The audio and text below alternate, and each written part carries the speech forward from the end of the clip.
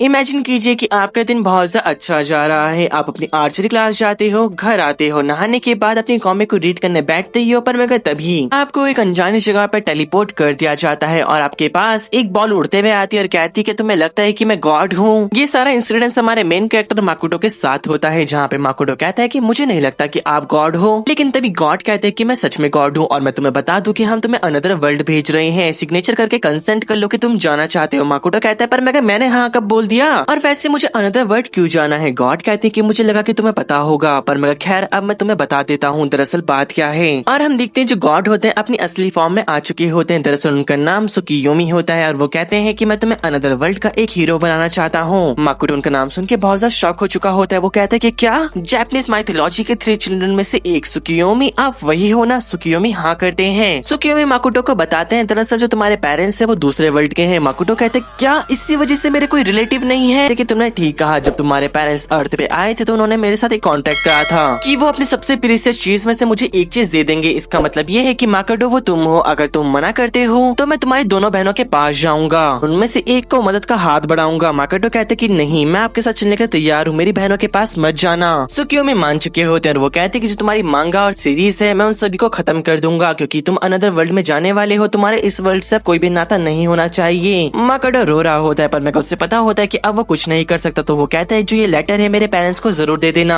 सुकियोमी मान चुकी होते हैं और वो माकुटो को जाने से पहले अपनी जितनी ताकत दे सकते थे उतनी ताकत दे देते हैं और वो उसे वार्न करते हैं जिस वर्ल्ड में अब तुम जाने वाले हो जो वहाँ की गॉडेस है वो काफी ज्यादा प्रॉब्लम वाली है, तो थोड़ा संभल के रहना। जो माकुटो होता है वो कहता है कि ठीक है और वो काफी बड़ी स्माइल करके वहाँ से चला जाता है। और हमें दिखाया जाता है कि एक चमकदार रोशनी के बाद जो माकुटो होता है वहाँ पहुँच चुका था, जहाँ पे गॉडेस देखते हुए कहती अरे यार शक्ल से तुम कितने बदसूरत हो, मुझे लगता है कि तुम उन्हीं के बेटे होंगे, पर मगर यकीन नहीं हो रहा है। जो बीस्ट और डीमन है वो अपनी मनमानी कर रहे हैं और तबाही मचा रहे हैं। गॉडेस कहने लग जाती कि तुम तो यहाँ पे बेफालतू के आ चुके हो, वैसे मुझे दूसरे हीरो मिल चुके हैं तो मुझे तुम्हारी मदद की जरूरत नहीं है, लेकिन मैं कर भी कह सकती हूँ, अब तुम यहाँ पे समन हो ही चुके हो तो मुझे तुम्हें एक वर्ल्ड के कोने में फेंकना पड़ेगा। और वैसे ही मैं तुम्हें कोई पावर देना तो नहीं चाहती, पर मगर मुझे अब तुम्हें थोड़ी पावर देनी पड़ेगी। और हम देखते हैं कि वो उसे लैंग्वेज की एबिलिटी दे देती है। इसका मतलब ये है कि माकुटो ह्यूमन की लैंग्वेज को छोड़कर डीमन और बीस्ट सबकी लैंग्वेज समझ सकता है। और गॉडेस माकुटो के पैर के नीचे एक वर्ल्ड का रास्ता खोल देती है और कहती है मुझे नहीं पता कि तुम इतनी ऊंचाई से गिर के बचोगे या नहीं, पर देखते हैं। और जो माकुटो होता है वो काफी ऊंचाई से नीचे गिर रहा होता है। वो कहता है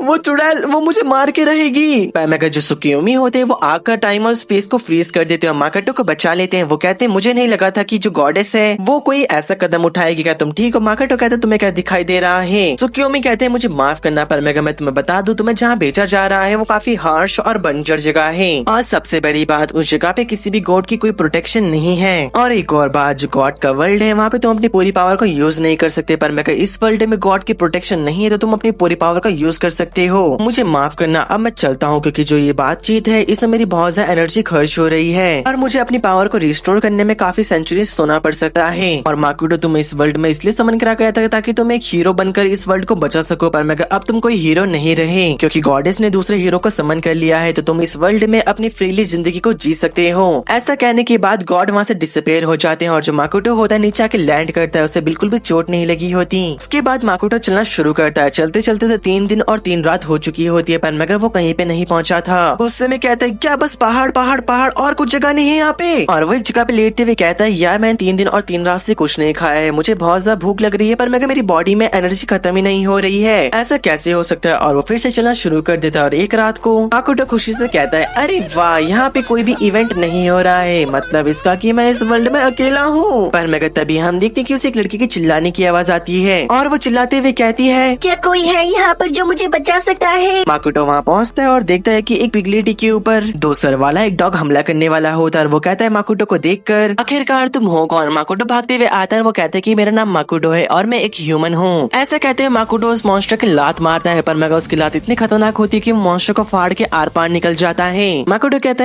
है ये भी क्या हुआ।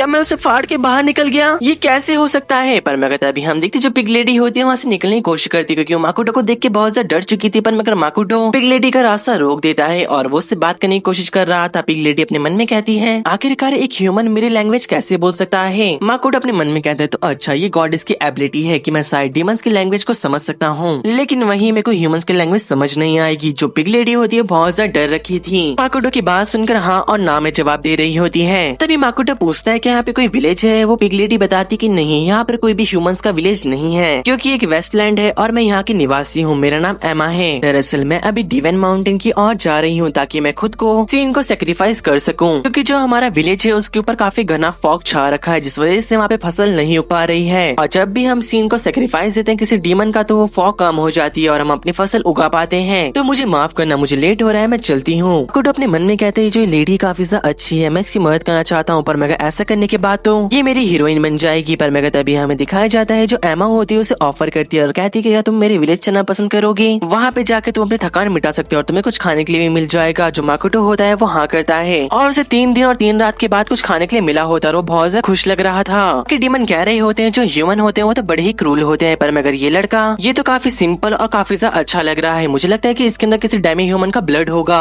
यहाँ पर हम देखते जो एमा होती है मैजिक का यूज करके खाना लेके आ रही होती है, पर मगर हमारे लड़की को मैजिक के बारे में नहीं पता होता। एमा कहती है जो हमारा वर्ल्ड है इससे मैजिक तो बहुत ज्यादा नॉर्मल बात है। माकुटो कहते क्या तुम मेरे को मैजिक सिखाओगे? एमा हाँ करती है, उसे बताने लग जाती है कि मैजिक कैसे करते हैं। वो उसे चांटिंग के बारे में बताती है जिससे कि फायर मैजिक को क्रिएट करा जाता है और एमा उसे सिखाती है कि इसे कैसे बनाते हैं। जहाँ पे हमारा माकुटो पहले ही ट्राई के अंदर एमा से ही बड़ा फायरबॉल बना देता है। एमा भी ये देख के थोड़ा शॉक हो चुकी होती है और वो कहती है कि सामने की तरफ दीवार पे से शूट करो। जब माकुटो से शूट करता है पूरी की पूरी दीवार उड़ चुकी होती है। एमा कहती है कि क्या तुम्हारा लेवल कितना है? माकुटो कहते क्या लेवल क्या होता है? तभी जो एमा होती है एक मैजिकल आइटम को लेके आती है और वो कहती है कि मैं तुम्हारा लेवल चेक करती हूँ। सबको लग रहा होता है कि उसका लेवल 300 या 400 से तो ऊपर ही होगा, पर मगर जैसे वो उस आइटम को पकड़ता है तो उसका लेवल 1 निकलता है। सारे डीमन शॉक हो चुके होते हैं, इवन हमारा लड़का ही वो कहता है क्या लेवल 1, और वो परेशान हो चुका होता है। पर मगर एमा कहती है कि तुम चिंता मत करो, मैं तुम्हें और मैजिक सिखाऊंगी और बाकी की चीजें भी। और यहाँ पे हम देखते हैं कि वो अपने कमरे में सोने चले जाते हैं और अगले दिन का हमें सीन दिखाया जाता है जहाँ पर एमा माकुटो को उठाने जा रखी होती है, पर मगर वहाँ पे माकुटो नहीं होता और जो उसके इक्विपमेंट है वो भी नहीं होते। दरअसल जो माकुटो होता है उसे लेटर छोड़ रखा था कि मैं सीन को हराने जा रहा हूँ। माकुटो दरअसल सोच रहा था कि अगर मैं सीन को हराने के बाद गायब हो जाता हूँ, जो शादी की प्रॉब्लम है उससे मैं बच जाऊंगा और मेरे को शादी नहीं करनी पड़ेगी। वैसे मैं उससे बातों से काम लूंगा, पर मगर अगर वो नहीं माना तो मैं उसे तब फाइट करूंगा। माकुटो के मन में चलता है कि मेरे को थोड़ी देर प्रैक्टिस कर लेनी चाहिए और जैसे वो एक फायर एरो छोड़ता है वो एक गेट पे जाकर लगता है और वो जो गेट होता है वो फट जाता है। माकुटो कहता है क्या? मैंने तो ऐसा बिल्कुल नहीं सोचा था। हम देखते हैं कि माकुटो वहाँ पे भागते हुए जाता है, कहते हैं कि मुझे माफ कर देना, पर मगर उससे पता चलता है कि वहाँ पे बुरे डीमंस थे जो कि सीन का नाम यूज कर जो यहाँ पे और गाते थे खुद को सेक्रीफाइस करने के लिए उन्हें खा जाते थे। मरने से पहले माकुटो को वो सब कुछ बता रहे होते और वो कहते हैं कि तुम्हें सीन के गुस्से का सामना करना होगा और वो सभी के सभी गायब हो जाते हैं। वहाँ पे बहुत सारी रेड फॉग आने लग जाती है और हमें दिखाया जाता है कि वहाँ पे एक बड़ा सा ड्रैगन अपेयर हो जाता है। माकुटो अपने मन में कहने लग जाता है कि ये क्या है? जो फोक क्लोन बुक है उसके हिसाब से जो सीन है वो तो एक बड़ा सा क्लोन होना चाहिए था, पर मगर यहाँ पर ये ड्रैगन क्या कर रहा है? लगता है जो इसी का वर्ल्ड है, इसमें सब कुछ अलग है। सीन उसके ऊपर बार बार हमला कर रहा होता है और जो माकुटो होता है उसके हमले ब्लॉक तो कर रहा था, लेकिन धीरे धीरे कर जो मिस्ट होती है कुछ आदि बढ़ने लग जाती है। लेकिन जो माकुटो होता है वो खुद के मन को शांत करता है और जो सीन होता है उसकी प्रेजेंस को महसूस कर और वो उसके सारे हमलों को डॉज करने की कोशिश कर रहा था और वो उसमें कामयाब भी रहता है। लेकिन अब ऐसा होता है खुद ही जो सीन होता है अपनी मिस्ट की वजह से देख नहीं पा रहा होता, पर मगर माकुटो उसे कोई दिक्कत नहीं हो रही होती, वो सारे अटैक को उसके डॉज कर रहा था। तभी जो माकुटो होता है सीन के सामने फायर अटैक को लेके आ जाता है। सीन कहते हैं कि इससे मुझे कुछ भी नहीं होगा क्योंकि मैं फायर को अपनी बॉडी से नलीफाई कर सकता हूँ, पर मगर हम देखते हैं जो अटैक होता है सीन के पड़ जाता है और वो काफी ज्यादा घायल हो चुका था। सीन कहता है ऐसा नहीं होना चाहिए था, पर मगर तभी जो माकुटो होता है उसके फेस में जोरदार पंच मार देता है और वो लगातार 2-3 पंच मारता है और एक खतरनाक अपरकट मार के सीन को डाउन कर देता है। सीन के माइंड में चल रहा था ऐसा नहीं होना चाहिए था, मैं इनविजिबल हूँ, कोई मुझे टच भी नहीं कर सकता। तभी जो सीन होता है माकुटो को मेमोरी बैरियर में कैद कर देता है और कहता है कि तुम इस बैरियर से कहीं बाहर नहीं आ पाओगे। हमें दिखाया जाता है जो माकुटो होता है अपनी आर्चरी क्लास में था जहाँ पे उसकी जूनियर आते हुए कहती है सीनियर मेरा नाम हाशिकावा है और मैं आपको लाइक करती हूँ, क्या आप मेरे साथ डेट करोगे? माकुटो के मन में चलता है ये क्या हो रहा है, ना तो मैं दिखने में सुंदर हूँ ना मेरी हाइट उसके बराबर है। माकुटो शॉक हो चुका होता है, वो कहता है कि मैं क्या जवाब दूं? हाशिकावा कहते हैं हम दोनों ट्राई तो कर सकते हैं ना, और सीनियर मैं आपको अपने पूरे दिल से प्यार करूंगी। और हम देखते हैं माकुटो उसके दिल को दिखने लग जाता है। भाई मैं कुछ नहीं बोलने वाला, ये लड़का कसम से परवर्ट है एक नंबर का। यहाँ पे जो माकुटो होता है उसके दिल को देखते हुए कहता है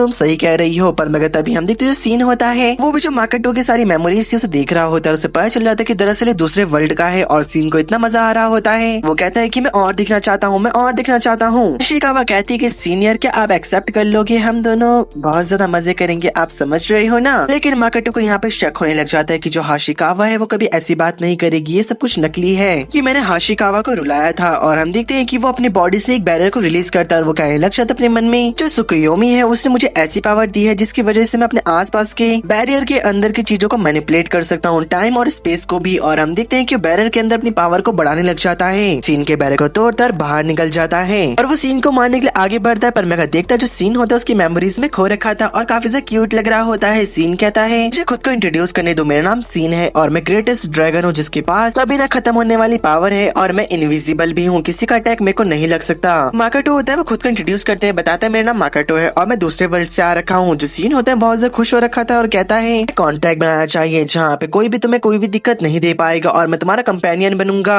बस बदले मैं तुम्हारी मेमोरीज देखा करूंगा। माकेटो भी इसके लिए मान चुका होता है और वो अपनी पावर का रिचुअल शुरू करते हैं जहाँ पे 50-50 शुरू करते हैं ताकि कोई भी किसी का स्लेव ना बने। पर मगर उनका रिचुअल खत्म होते होते में पता चलता है जो सीन होता है के पास सिर्फ 20% होता है और हमारे लड़के के पास 80%, मतलब कि सीन उसका स्लेव बन चुका है। अब यहाँ पे सीन ट्रांसफॉर्म होता है और मैं पता चलता है दरअसल वो एक लड़की है जो की काफी ज्यादा खूबसूरत बला में ट्रांसफॉर्म हो चुकी थी। सीन कहने लग जाती है कि दरअसल मैंने तुम्हारे माइंड के अंदर सामुराइज के बारे में देखा, मुझे सामुराई बनने में बहुत ज्यादा मजा आएगा। माकेटो तो ये पूछने लग जाता है कि आखिरकार तुम ड्रैगन बनी क्यों नहीं रह सकती, क्योंकि इसमें तो हमें ट्रैवल करने में काफी आसानी हो जाएगी। सीन बताती दरअसल जो भी कॉन्ट्रैक्ट में डोमिनेटिंग होता है तो दूसरे पर्सन को उसी का रूप लेना पड़ जाता है। अभी जो सीन होती है जापानीज माइथोलॉजी और बाकी चीजों में इतना खो चुकी थी कि वो कहती कि मुझे समुराई की एक तलवार चाहिए जल्दी से जल्दी, जो कि मैंने तुम्हारी मेमोरीज ने ड्रामा के अंदर देखी है। पर मगर तभी हमारा लड़का उसे कहने लग जाता है कि सीन, वो कहती कि हाँ बोलो, क्या तुम अपने कपड़े चेंज कर सकती हो, क्योंकि मुझे समझ नहीं आ रहा है कि मैं कहाँ पर देखूं, मैं जहाँ पर भी देख रहा हूँ मुझे बस तुम्हारी बॉडी दिखाई दे रही है। जो सीन होती है वो कुछ नहीं कहती और कहती कि जो ये धुंध है कि पीछे मेरा विलेज है जो कि मैं चलाती हूँ और जो मेरी मिस्ट है इससे ही आया जाया जा सकता है। और हमें दिखाया जाता है जैसे वो जगह पे पहुंचते हैं वो दोनों बहुत ज्यादा शॉक हो चुके होते हैं क्योंकि वहाँ पर बहुत बड़ा जंगल था, हर तरफ हरियाली और काफी ज्यादा खुशहाली होती है। पर मगर जो सीन होती है अपने मन में कहती है कैसे हो गया, क्योंकि यहाँ पे सिर्फ मैंने तो ब्लैक एंड व्हाइट वाला एक डायमेंशन बनाया था, यहाँ पे तो शायद जंगल कहाँ से आ गए इतनी जल्दी।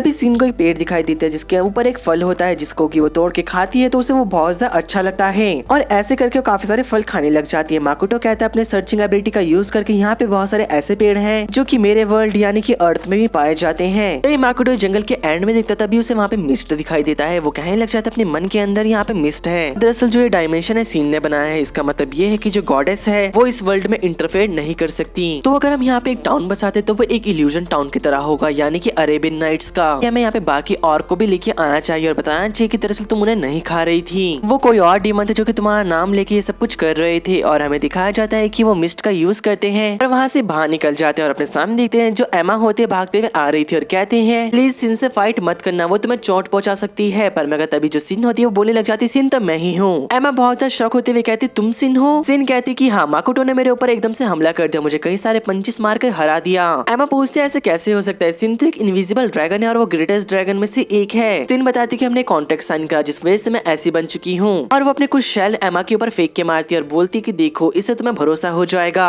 एमा को पता चल चुका होता है कि ये वही सिन है और वो डरने लग जाती है। के बाद सब लोग वापस अपने विलेज आ चुके होते हैं, सभी लोग बहुत ज्यादा इंजॉय कर रहे थे क्योंकि अब उनके विलेज में कोई भी हमला नहीं करने वाला था और एमा भी बहुत ज्यादा खुश होती है। और दरअसल जो सीन थी वो यहाँ पे आने के बाद बस ड्रिंक पे ड्रिंक कर रही थी क्योंकि उसने पहली बार ड्रिंक को हाथ लगाया होता है। एमा रोते हुए कहती कि मुझे माफ कर देना और हमारे विलेज को बचाने के लिए तुम्हारा बहुत बहुत शुक्रिया। माकेटो कहते कि ऐसी बात नहीं है, तुमने मुझे मैजिक सिखाया तो हम दोनों बराबरी पर हैं। अब सभी लोग माकेटो के बारे में ही बात कर रहे होते हैं कि वो बहुत ज्यादा अच्छा है और उसने हमारे विलेज को बचाया। अभी जो सीन होती है वहाँ की विलेज के चीफ से कहने लग जाती है क्या तुम लोग मेरे लैंड पे चलना पसंद करोगे, वहाँ पे बहुत ज्यादा उपजाऊ जमीन है और वहाँ पे खाने की बिल्कुल भी कमी नहीं है। और अगले ही दिन जो विलेज चीफ होते हैं उन्होंने सबने अपना बोरिया बिस्तरा बांध लिया था। वो कहते हैं कि जो सिन का ऑफर है हम उसे डिक्लाइन करना नहीं चाहते, तो हम लोग तुम्हारे साथ चलने के लिए तैयार हैं। माकेटो सिन के कपड़े पकड़ता है, गुस्से में कहता है कि ये सब कुछ क्या हो रहा है, सिन जरा बताओगी। जो सीन होती है बताना शुरू करती है दरअसल हम दोनों के कॉन्टेक्ट की वजह से जो मेरा लैंड था वो पहले एक डार्क जगह थी, पर मगर अब वहाँ पर पानी, पेड़ पौधे, हवा और बाकी चीजें भी आ चुकी है जो कि काफी ज्यादा हाई क्वालिटी की है। और वैसे भी तुमने ही मुझे कहा था कि तुम्हें वहाँ पे एक विलेज बसाना है। माकेटो कहते हैं चलो वो बात तो ठीक है, पर मगर अगर वहाँ पे डीमन और बाकी चीजें हुई तो वहाँ पे सीन की तरह एक छोटी बच्ची आते हुए कहती कि हम उन्हें संभाल लेंगे। माकेटो कहते अरे तुम कौन हो, क्या तुम सीन की बेटी हो। सीन कहती कि ऐसी बात नहीं है, ये मेरा छोटा वर्जन है। माकोटो सभी से पूछता है क्या आप लोग श्योर हो कि आप मूव करना चाहते हो? सभी लोग हाँ करते हैं। तभी एमा बोलने लग जाती है, माकोटो तुम हमारे सेवियर हो और हम तुम्हारी बात बिल्कुल ही मना नहीं करेंगे, हम भी तुम्हारी मदद करना चाहते हैं। और लेकिन विलेज वाले पूछ रहे होते हैं कि हम रहेंगे कहाँ पे। सीन कहती कि आप लोग चिंता मत करो, जो आप लोग का पूरा विलेज है मैं इसे एब्सॉर्ब कर लूंगी और हमारे वर्ल्ड में जाने के बाद मैं वहाँ पे दे दूंगी। और होता भी ऐसे ही है, धीरे धीरे करके सभी लोग अपने अपने काम पे लग चुके थे। सीन कहने लग जाती कि तो भी शुरुआत है, मैं चाहती हूँ कि यहाँ पे और लोग आए। माकोटो थोड़ी देर बाद अपने मैजिक पे कंट्रोल करने की कोशिश कर रहा होता है और वो कहते हैं जैसे इन सभी के ऊपर मेरा पूरा फुल कंट्रोल आ जाएगा, मैं काफी ज्यादा ताकतवर बन जाऊंगा।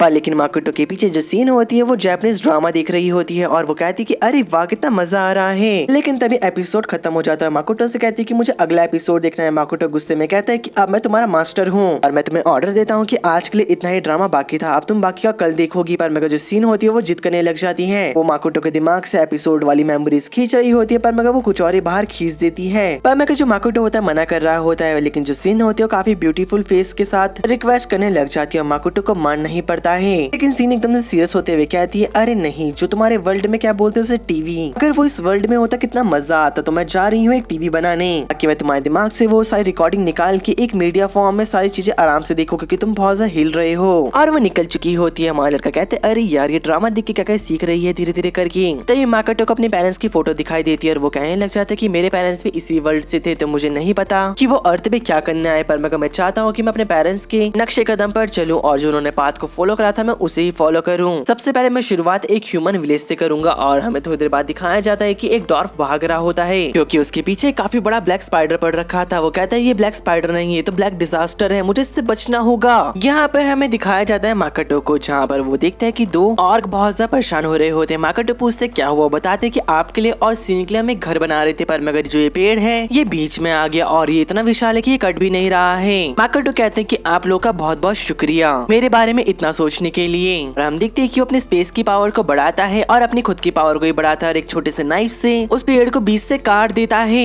और हमें दिखाया जाता है कि उनमें से एक को चोट भी लग रखी होती है। जो माकोटो होता है उसे हील कर देता है, उसे खुद नहीं पता चलता कि उसने कैसे करा। और हम देखते हैं माकोटो के अंदर सुकियोमी के लिए और भी ज्यादा इज्जत बढ़ने लग जाती है। वो कहते हैं कि तुम बहुत ज्यादा अच्छे गॉड हो। थोड़ी देर बाद जो माकोटो होता है एक जगह बैठ रखा था और वो देखते हैं कि उसके हाथ में कट लग रखा होता है, पर मगर वो खुद को हील नहीं कर पा रहा था। इसका मतलब ये है कि जो अपनी एबिलिटी है वो खुद के ऊपर यूज नहीं कर सकता। पर तभी हम देखते हैं कि वहाँ पे सीन उसे डॉर्फ को लेके आ चुकी थी। माकोटो पूछते काम तुम्हारा है? सीन कहती कि नहीं, जो ये आदमी बहुत ज्यादा भूखा था और ये डेमी प्लेन पता नहीं कहाँ से आ गया, ये सब कुछ खाने लग चुका था और इसने अपनी कुल्हाड़ी भी खा दी। देखो सीन कहने लग जाती है मुझे लगता है कि यहाँ पे जल्दी कोई आने वाला है और हमें दिखाया जाता है डेमी प्लेन का बैरल तोड़कर वो मकड़ी अंदर आ जाती है। लेकिन सीन को कोई फर्क नहीं पड़ रहा होता, वो उसी मकड़ी की तरफ देख रही होती है। माकोटो पूछते क्या तुम्हें डर नहीं लग रहा है? सीन कहती कि मैं डरू क्यों, मैं तो निहत्ती हूँ, मेरे पास स्वॉर्ड भी नहीं है तो मैं लड़ूंगी कैसे, और मेरे हाथ में एक घायल डॉर्फ है, इसी वजह से माकोटो तुम्हें हमें बचाना पड़ेगा इस मकड़ी से, पूरे विलेज और मुझे भी। माकोटो पूछता आखिरकार ये है कौन और ये हमारे ऊपर हमला क्यों कर रहा है। तभी जो वो डॉर्फ होता है होश में आ चुका था, बताता है दरअसल ये एक एंशिएंट मकड़ी है जिसकी भूख कभी नहीं मिटती,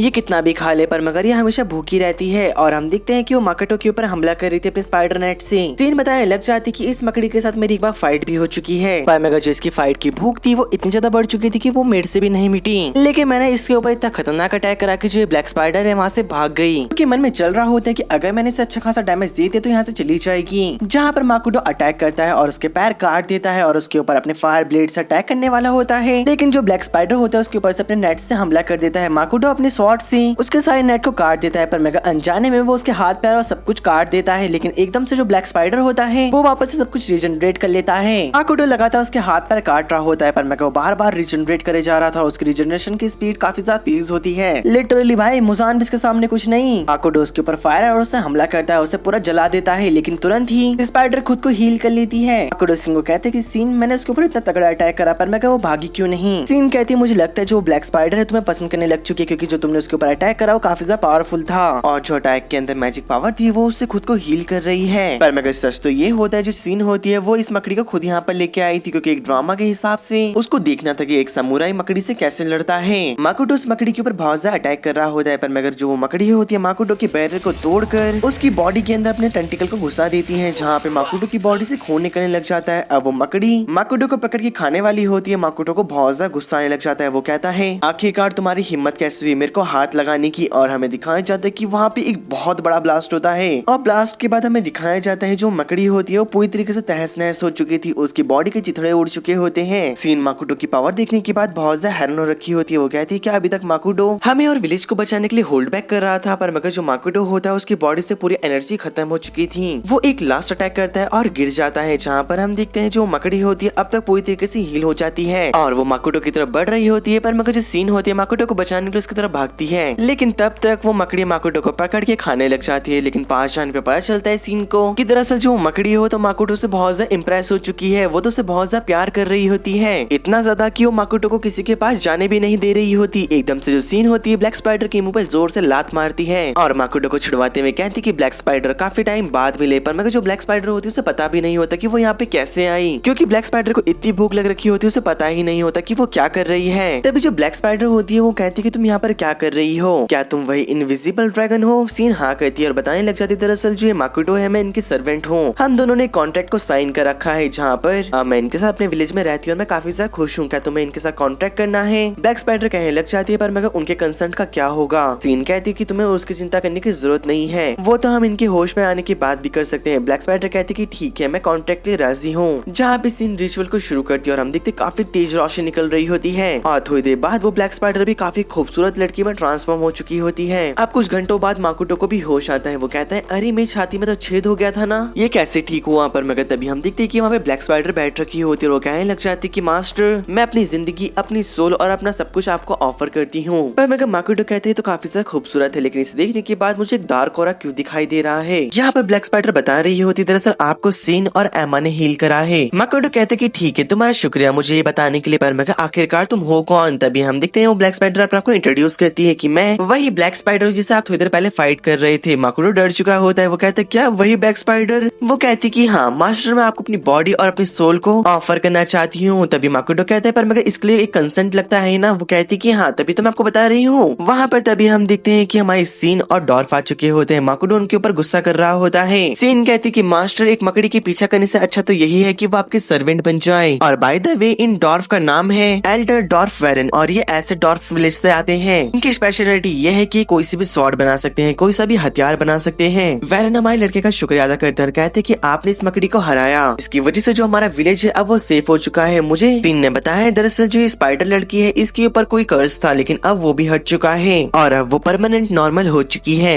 दरअसल सीन ने माकुटो को ये सब कुछ इसलिए बताया ताकि उसे कॉन्ट्रैक्ट के बारे में सब कुछ ना बताना पड़े और माकुटो चिंता ना करे। यहाँ पे जो वेरन होते हैं वो कहने लग जाते कि माकुटो मैं आपसे रिक्वेस्ट करता हूँ कि मेरे पूरे विलेज को आपकी इस जगह में आके रहने दिया जाए। माकुटो तुरंत ही हाँ कर देता है, पर मगर तभी हम देखते हैं जो इन होती है वो वेरन के आगे कंडीशन रखती है कि उन्हें फ्यूचर में हथियार प्रोवाइड करने पड़ेंगे और इन्हें टैक्स भी देना पड़ेगा टाइम टू टाइम। वेरन उसकी इस कंडीशन के लिए राजी हो चुके होते हैं, पर मगर सीन कहती है कि तुम्हें माकुटो को अपना लीडर मानना होगा। वेरन इसके लिए भी राजी हो जाता है, लेकिन वेरन कहने लग जाता है कि मुझे 2-3 दिन लग जाएंगे अपने लोगों को यहाँ पे लेके आने में। तभी जो सीन होती है अपने 2 शेल देते हुए कहती कि ये उन्हें दिखा देना, इसकी वजह से वो जल्दी मान जाएंगे। वेरन भी काफी ज्यादा खुश हो चुका होता है। यहाँ पे मैं माकुटो को दिखाया जाता है जो कि ट्रैवल कर रहा था। वो कहता है कि मुझे अपने मदर और फादर के पाथ को फॉलो करना होगा और वो ह्यूमन विलेज को ढूंढ रहा होता है। काफी टाइम चलने के बाद उसे फाइनली ह्यूमन विलेज मिल जाता है और हम देखते जो सीन होते तभी उसे अपने पास वापस बुला लेती है और कहने लग जाती है माकुटो हम दोनों चाहते हैं कि तुम हम दोनों को नया नाम दो। माकुटो कहता है पर मगर सीन तुम्हारा नाम तो इतना अच्छा है, तुम्हें नाम की जरूरत क्या है? पर मैं वो गुस्सा होते हुए कहती है मुझे नया नाम चाहिए जो कि तुम मुझे दोगी। ब्लैक स्पाइडर भी यही कह रही होती है। माकुटो ब्लैक स्पाइडर को कहता है कि तुम ब्लैक हो, तुम्हारा नाम कालिया नाग होगा। ब्लैक स्पाइडर चिढ़ते हुए कहती है कि ढंग का नाम दो। चलो तो सीन पहले तुमसे शुरू करा जाए और वो काफी देर सोचने के बाद कहता है कि तुम्हारा नाम तोमोई होगा। सीन को अपना नाम सुन के बहुत ज्यादा अच्छा लगता है, उसकी स्ट्रेंथ भी काफी ज्यादा इंक्रीज हो जाती है तुरंत ही। यहाँ पर हम देखते ब्लैक स्पाइडर कहती है कि पतिदेव अब मुझे भी नाम दीजिए ना।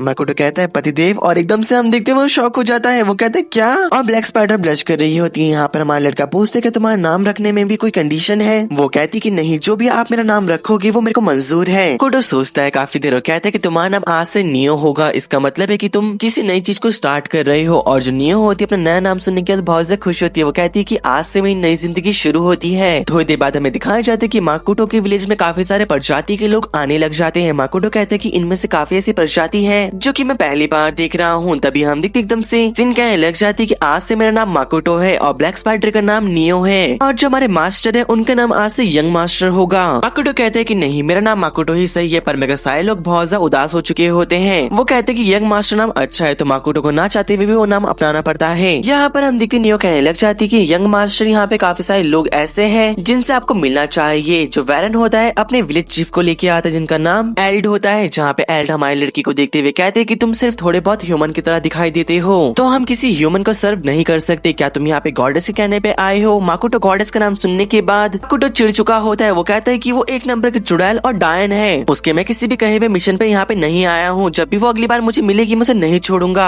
उस चुड़ैल ने मुझे बहुत ज्यादा ह्यूमिलेट करा है। ये सुनने के बाद जो एल्ड होते हैं बहुत ज्यादा खुश हो चुके होते हैं। वो कहते हैं कि माकोटो हम तुम्हें सर्व करेंगे। यहाँ पर तभी तोमोई अपने फॉलोवर से मिलवाती है और वो कहती कि इन्हें मिस्ट लिजर्ड कहा जाता है, इनके पास एयर और वाटर की पावर है। माकोटो कहते हैं क्या तुम्हारे भी फॉलोवर्स हैं। यहाँ पे नियो अपने फॉलोवर एल्की से मिलवाती है और नियो की तरह ही उसके फॉलोवर की एक दिक्कत थी कि वो अपनी भूख से बाहर नहीं आ पा रहे होते, जिसकी वजह से जो नियो होती है वो सभी की बॉडी के अंदर माकोटो का थोड़ा एसेंस और माना डाल देती है और सब लोग शांत हो चुके होते हैं। नियो कहने लग जाती है जो माकोटो है तुम्हें उसे अपनी बॉडी और सोल ऑफर करनी होगी और किसी ने ऐसा नहीं करा और डिसरिस्पेक्ट करे तो मैं तुम लोगों को कच्चा ही खा जाऊंगी। माकोटो को स्पीच देने के लिए कहा जाता है पर मैं उसे सोशल एंजाइटी होने की वजह से बस वो इतना कहता है कि सब लोग मिलके रहना और लड़ाई मत करना, और वहाँ से वो तुरंत ही भाग चुका होता है। और हमें दिखाया जाता है कि वो उसी ह्यूमन विलेज के लिए निकल जाता है जो कि थोड़ी देर पहले उसे ढूंढा था और उसे विलेज से पहले एक लड़की मिल जाती है जो कि बहुत ज्यादा खूबसूरत होती है। माकोटो से कहते कि हेलो तुम कैसी हो, मेरा नाम माकोटो है, पर मगर इतना ही वो कहता है वो लड़की उसको देख के डर के भाग जाती है। वो कहने लग जाती है मॉन्स्टर मॉन्स्टर मॉन्स्टर। माकोटो को लगता है कि उसके पीछे कोई मॉन्स्टर आ रहा होगा। जब वो पीछे मुड़ के देखता है उसे कोई दिखाई नहीं देता और उसे कुछ समझ नहीं आ रहा होता। माकोटो विलेज के बाहर पहुंचता है, सभी लोग प्रिपेयर हो चुके होते हैं वॉर के लिए और वो माकोटो के ऊपर काफी सारे तीर बरसाने लग जाते क्योंकि माकोटो को उनकी लैंग्वेज समझ नहीं आ रही थी, ना ही उनको माकोटो की। माकोटो का बैरियर उसे बचा रहा होता है। माकोटो भागते हुए याद करता है गॉडेस ने उसे कहा था कि मैं तुम्हें लैंग्वेज एबिलिटी दे रही हूँ, बस मगर तुम ह्यूमन की लैंग्वेज नहीं समझ सकते।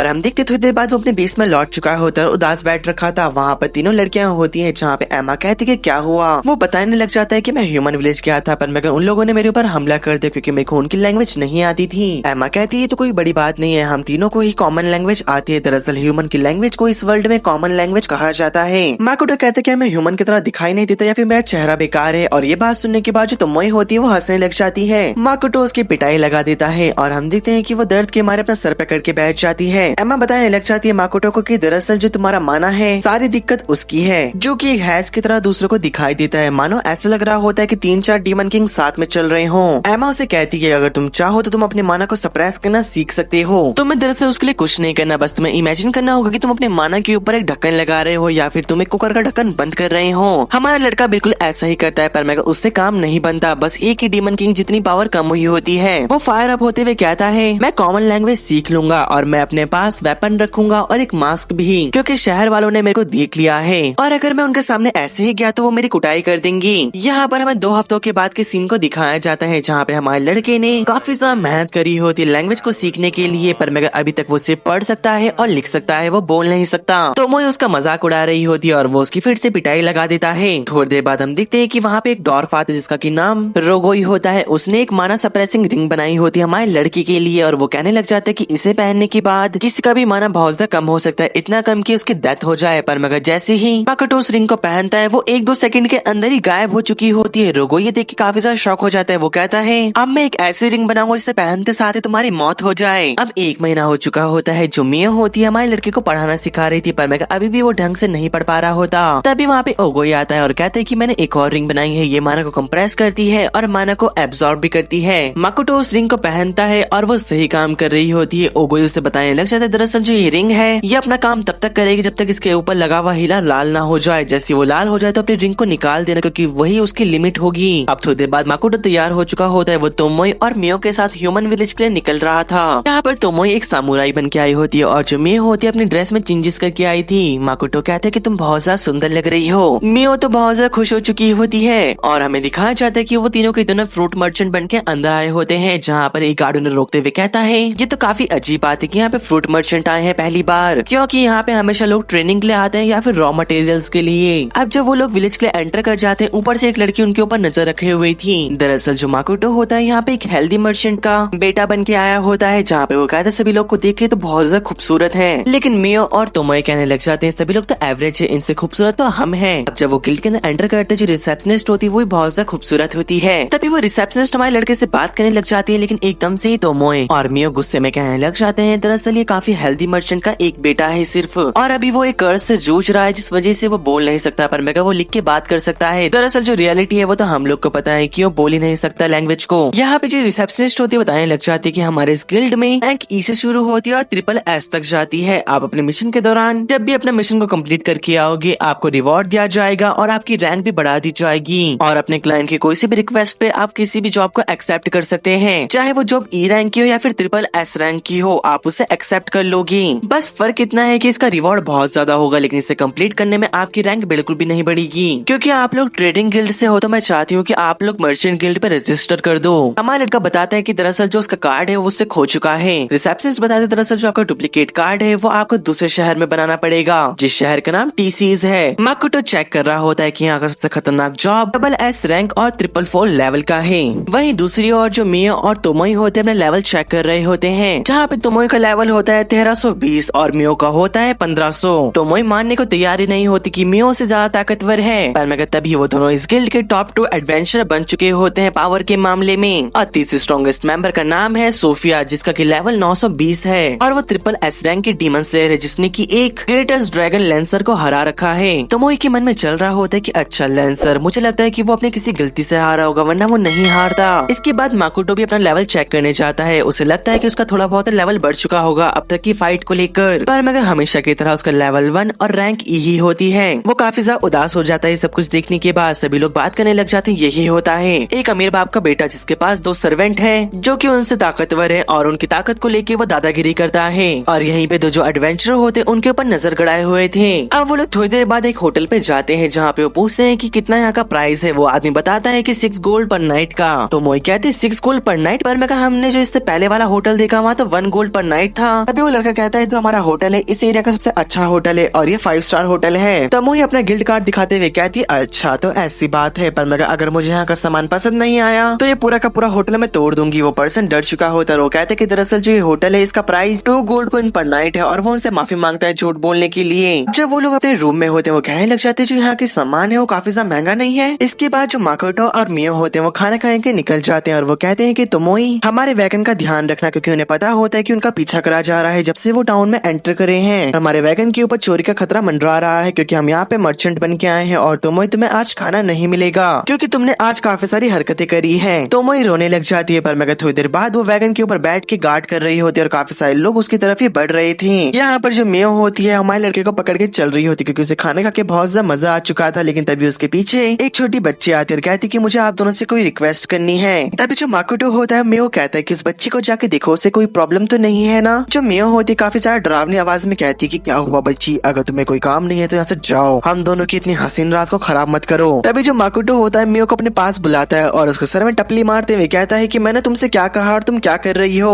वो एक छोटी बच्ची है, उसके साथ ऐसे बात मत करो। मियो कहती है कि मैं नहीं चाहती कि कोई हम दोनों को इंटरप्ट करे। उन दोनों को ऐसा लड़ता देख जो वो बच्ची होती है वो हंसने लग जाती है, जहाँ पर जो माकुटो होता है खुद ही उस लड़की से बात करते हुए कहते हैं कि तुम्हें क्या हुआ। वो लड़की रोते हुए माकुटो को हक करते हुए कहती है कि मुझे आपसे मदद चाहिए, जहाँ पे माकुटो कहता है अभी तुम हमारे साथ हमारे होटल चल लो। माकुटो को बच्ची मेंटली स्टेबल नहीं लग रही होती। तभी हम देखते हैं पीछे से एक एडवेंचर ये सब कुछ देख के हंस रहा था, मानो कि ये सब उसका प्लान का हिस्सा हो। होटल में हम देखते पहुंच जाने का बच्ची बताती है मेरा नाम रिनोन है और मैं अपनी सिस्टर के साथ ट्रैवल कर रही थी और हमने डिसाइड करा कि हम इस टाउन में कुछ टाइम के रुकने लग जाएंगे। एक दिन मेरी सिस्टर काम के सिलसिले में बाहर गई और वो तब से वापस नहीं लौटी। इस बात को लेकर 1 महीना बीत चुका है और रेंट न देने की वजह से रिनोन जिस शहर में रह रही थी उसे वहाँ से निकाल दिया गया। माकुटो सोच रहा होता है जो ये टाउन है कुछ ज्यादा ही अजीब है, पता नहीं यहाँ पे मेरे को ऐसी फीलिंग क्यों आ रही है। यहाँ पे हमें दिखाया जाता है कि उनके कैरेज के ऊपर लोगों ने अटैक कर दिया था और उनके कैरेज लूटने के लिए आगे बढ़ रहे होते हैं, पर मगर तभी वहाँ पे तोमोई आ जाती है उनके पीछे से और वो सभी को बड़े आराम से डोमिनेट कर रही थी, जैसे कि वो एक मच्छर को मार रही हो और वो 2 लोगों को बीच से काट देती है। वो कहती है क्या मेरी ब्लेड इतनी शार्प है, मुझे तो पता ही नहीं था। बाकी सारे लोग डर के मारे भागने लग जाते हैं, पर मगर तोमोई एक पर्सन को पकड़ लेती है ताकि वो उससे पूछताछ कर सके।